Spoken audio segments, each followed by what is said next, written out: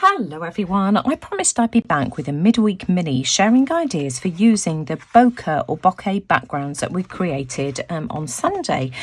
These are the gorgeous backgrounds. I love both of these. You can see I've made another one and cut it into a tag shape. So let's see what we can come up with. I was very kindly gifted a whole box of Happy Mail from my friend Pam, and I've pulled out some of the beautiful purple colours of papers that she sent me. It was a whole box like this, and I've just waded through it and just pulled out anything purple that I thought might work with these designs. Now, this has been really difficult, and I've tried to narrow these papers down, and I've come to a decision. I've decided on these 3 papers here, just purely based on the height of them. So I think what I'm going to do is start off by gluing this tag down to this piece of paper here, and then cutting it out. I think that's going to make a really pretty border. You won't see much of it, but I think it will complement the design. That looks pretty to me, and I just want to glue a piece of this on the back as well, so I'm just going to add some glue on the back and chop that down too, and as soon as I've done that I'll be straight back. So here we are. You can see that I've glued that paper down to the background, and I've got this on the back, and what I'm going to do next is take this off to my sewing machine. I'm just going to add a line of stitching all the way around. This has had the stitching around it. Just look, isn't that just beautiful? I love it. On the back as well, we've got a few loose strands. In fact, I think I'm going to cut all of these off. You could leave yours dangling if you wanted to, but that's what mine looks like now. I've also found this heart that was in my Flowish journal. Absolutely love this, and I think I'm going to back it with these purple hearts here as well. So I'm just going to glue this down to the back and then fussy cut all around this. That's what that looks like, and then next I'm just going to do another heart. I think what I'll do is just draw around this with a pencil. Let's just grab a pencil, and I'm just going to cut a heart shape out from this cardstock here as well. These patterns just match so beautifully together. So this is what we've got. We've got the beautiful focal image with the butterflies. We've got the heart polka dots on the back, and this beautiful floral design here, this fleur-de-lis pattern. And what I want to do now is just sew down the middle. I've sewn down the middle, and this is what we've got. So you can see the heart and the fleur-de-lis design. I've inked on the back as well. I've also got some of the leftover paper that I used for the back of my tag, and I'm thinking that I can add a piece of this here like this, and then add my heart. Just finish this off with some of the Tim Holtz chit chat words and small talk. We've got XOXO, so we'll have one here like this, and then we've also got love with all your heart, which I'm just going to pop down here as well. And finally, let's just put an eyelet through the top. So let's just use the crocodile.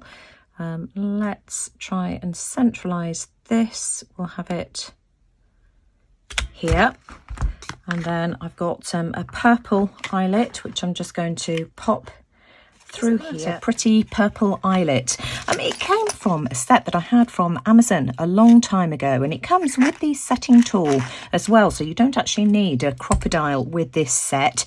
I've used it today with my crocodile. It is a little bit big for the hole, the largest hole setting on this gadget, but if you just keep pressing, it will go through, and you can actually set them with the crocodile tool as well. So I just think these are worth having in your stash. Now, I found a piece of scrap ribbon just lying on my desk, clearly left over from another project, and what I'm going to do is tie this in a knot. I think I'm only going to get one knot because it's just quite small. Let's have a look and see what this looks like, and I might need to add a tiny bit of glue just to secure that in place as well. But isn't that pretty? Now whether you can see, I added a tiny dab of glue, just some of the art glitter glue, just to the top here, just to stop that ribbon coming undone. I've also pulled out one of these little hearts here. This was left over from the handmade stencil that I made from my punches, and I thought that I could use some of the seedless preserves, which is the darkest colour that I've used down here, just to colour it. So let's use a piece of parchment paper just to catch the excess and see if I can do this. It's very, very small. And actually, I could add some clear embossing powder to this as well. Now, being distress ink, I can just apply the embossing powder straight over the top. Let me just get some ink around the edges as well. This is really fiddly because it's so small. Just apply plenty of ink, and let me just grab some clear embossing powder. Here we are. Let me just give this a good shake, move that out of the way of the ink, and just pour some of this over the top.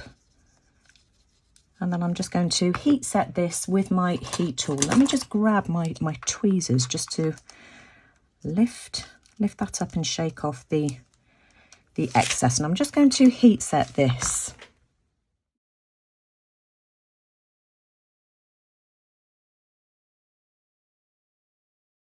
And then we can just add this to the top of the card as a nice finishing touch. So I'm just going to put a dab of glue, not too much, because you don't want it oozing out and spoiling your Distress Oxide background. So let's just add a touch of glue there.